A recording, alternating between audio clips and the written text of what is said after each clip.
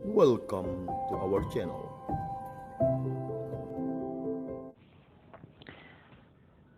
Selamat pagi saudara-saudari yang terkasih di dalam Kristus.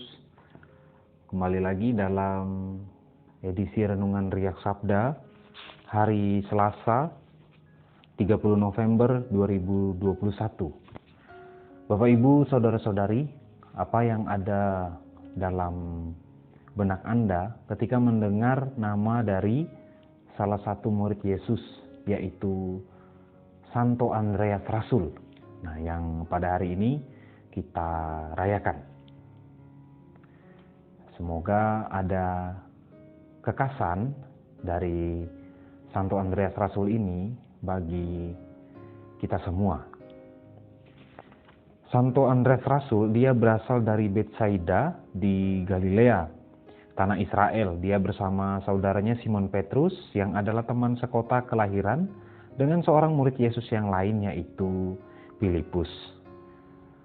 Kalau kita melihat dari sejarahnya, Andreas ini awalnya adalah murid dari Yohanes Pembaptis. Dan ketika Yohanes menunjuk kepada Yesus dan berkata, "Lihatlah anak domba Allah," maka dari hal ini Andreas mengerti bahwa Yesus lebih besar daripada Yohanes. Maka Yohanes mengatakan seperti moto angkatan kami, "Magnum imparvo," biarlah ia semakin besar dan aku semakin kecil. Ungkapan inilah yang mengantarkan Andreas ini menjadi murid Yesus.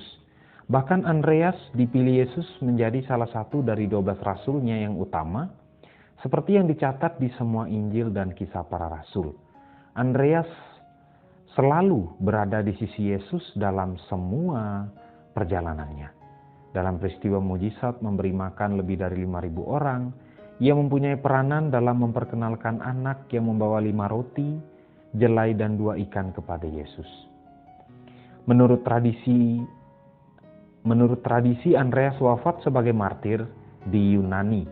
Salibnya itu berbentuk X dan dia disalibkan selama 2 hari dan ia terus berkhotbah ketika ia disalibkan itu. Ia tidak dipaku tetapi diikat pada salib sehingga lebih lama menderita sebelum menghembuskan nafasnya yang terakhir.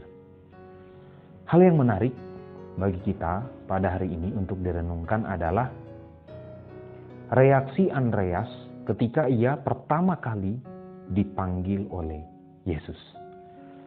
Hal ini dikatakan dalam Injil yang kita dengarkan hari ini dari Injil Matius pasal 4 ayat 18-22. Yesus memanggil mereka dan mereka segera meninggalkan perahu serta ayahnya lalu mengikuti Yesus. Bapak Ibu, saudara-saudari, merenungkan peristiwa panggilan dari Santo Andreas ini, kita dapat memegang satu hal, yaitu bagaimana ia menanggapi panggilan yang Tuhan Yesus berikan. Kita merefleksikan diri kita masing-masing. Sejauh apa kita mendukung saudara-saudari kita, mungkin anak-anak kita yang dalam proses untuk menjadi imam mungkin. Terkadang kita tidak memberi wawasan yang cukup untuk mereka, supaya mereka tertarik untuk menjadi imam. Terutama imam projo, menjadi pastor projo yang melayani di kuskupan, bahkan masuk dalam daerah yang masih hutan, jalan yang berlumpur dan sebagainya. Itu yang menjadi refleksi kita pada hari Selasa ini. Semoga kita mendukung anak-anak kita. Jangan sampai kita mengatakan, anak orang lain saja ya Tuhan, jangan anak saya. Nah, ini yang menjadi refleksi kita. Semoga kita membangun semangat panggilan kepada anak-anak kita, sanak saudara kita, dan siapapun, orang Katolik, laki-laki, bahkan yang menjadi suster juga. Semoga kita mendukung panggilan-panggilan ini agar mereka tertarik, memunculkan ketertarikan.